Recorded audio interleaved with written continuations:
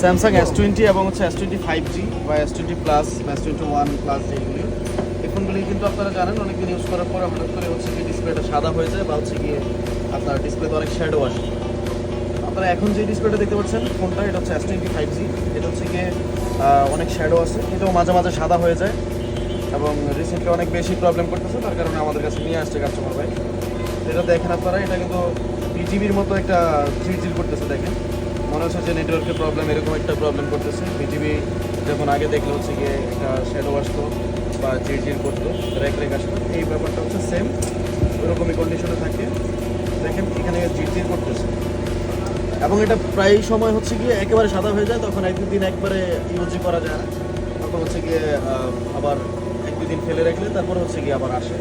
তো সেই ক্ষেত্রে হচ্ছে গিয়ে আবার চলে 1 থেকে 2 ঘন্টার মতো, তারপরে আবার সেম হয়ে যায়, সাদা হয়ে যায়।